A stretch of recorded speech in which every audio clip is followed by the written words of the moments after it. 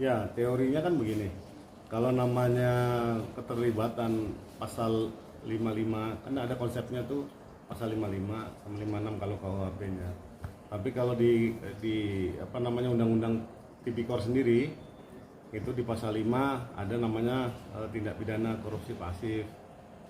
Makanya cuman harus dilihat ini ceritanya itu sebetulnya apakah Sandra Dewi ini dari awal sudah mengetahui memang lakinya ini si Harvey Muiz ini melakukan hal yang dituduhkan. Artinya dia ada permainan apa di PT Timah. Tapi dari timelinenya sendiri yang dari tahun 2016 sampai tahun 2022, kalau pakai nalar logika manusia biasa tidak bisa dibantah selama itu kalau misalnya tidak mengetahui sama sekali itu agak mustahil kan begitu.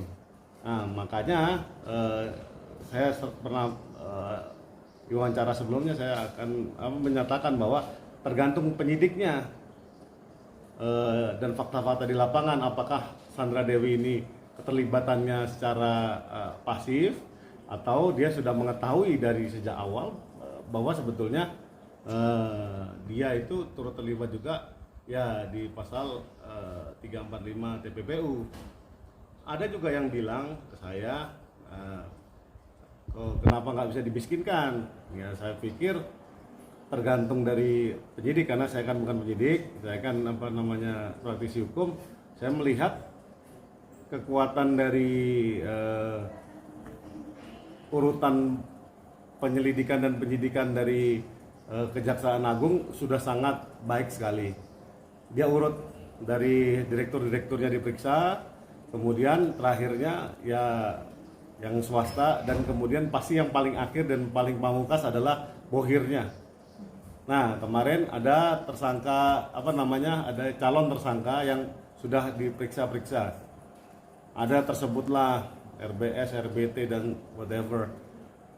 Terus ada temannya Helena Lim juga yang di situ yang bakal di ini. Nah, tapi menurut saya kita nggak boleh mendahului hasil pemeriksaan. Yang paling penting kita melihat bahwa yang namanya korupsi yang dituduhkan dan didalilkan oleh Kejaksaan Agung ini 271 triliun tidak semata-mata hasil kejahatan yang langsung dari tindak pidana korupsi sendiri, tapi itu adalah implikasi atau akibat dari hasil korupsinya terhadap lingkungan, terhadap implikasi perekonomian negara, kemudian masyarakat sekitar, kemudian penerimaan pajak dan lain sebagainya. Saya pikir yang jelas perkara ini sudah cukup fantastis dengan angka yang disebutkan dan didalilkan itu 271 triliun. Itu fantastis. Itu satu hal. Nah, ketika pemeriksaan ada Crazy Rich, kemudian ada Harvey Muiz yang notabene pas nikahnya dengan Sandra Dewi juga kayak dongeng di Disneyland. Ya saya pikir memang Indonesia itu penuh dengan kejutan-kejutan. Ya kita tunggu aja kejutan berikutnya. Apakah Kejaksaan Agung berani menetapkan pihak-pihak yang memang dinyatakan dan atau dipatut diduga bersalah untuk mempertanggungjawabkan perbuatan. Kait-kaitkan atau pakai ilmu cocoklogi, kemungkinan besar ketika diperiksa itu dia untuk mengkonfirmasi sebetulnya kamu tahu nggak sih itu duit di situ tuh di dalam kediaman kamu itu duitnya siapa, asal muasalnya siapa. Itu logikanya. Karena come on man, berapa tahun dia nikah ada duit berseliweran di rumahnya, masa lo nggak tahu sama sekali? Impossible lah. Kalau saya berposisi sebagai penyidik, kemungkinan besar memang selain pasal 2, pasal 3, saya juga masukkan pasal 5, kemudian junto pasal 55, kemudian saya lapis dengan pasal 345 Undang-Undang TPPU. Walaupun ada rekan yang bilang, oh harus dibuktikan dulu predikat crime-nya, whatever. Tapi sebetulnya kalau namanya ini extraordinary crime dan sudah didalilkan angka kerugian yang sangat fantastis, artinya negara tidak boleh kalah. Nah, tugas kita sebagai praktisi hukum atau defense atau yang pembela atau penasehat hukum dari para tersangka di lapangan, kuncinya cuma satu, kita harus teliti saja. Jangan membuat opini yang nggak penting sehingga kita kelihatan bodoh.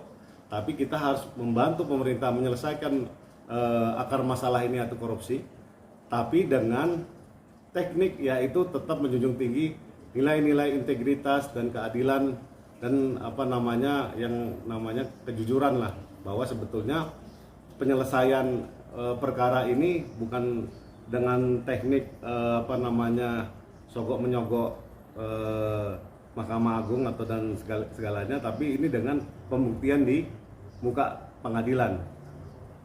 Kenapa saya berkata sedemikian? Ini bulan baik.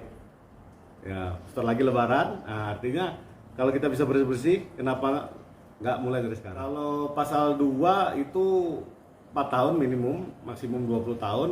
Pasal 3 minimum 1 tahun, maksimum 20 tahun, dendanya 1 miliar masing-masing. Kalau pasal 5 saya belum baca tuh, tapi bisa dibaca sendiri.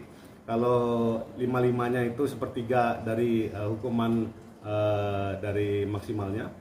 Kemudian kalau pasal 345 itu kemungkinan besar bisa gantung ya. Kalau namanya dari bunyi pasal sendiri sebetulnya itu maksimum 20 tahun. Nah, cuman kalau misalnya jaksa berpikir bahwa ini kasarannya ya angkanya fantastis sekali ya, 271 triliun. Saya pernah berseloroh di media sosial, Bang, terutama TikTok ya, saya bilang, ada yang nanya sama saya, 271 triliun itu bisa buat apa?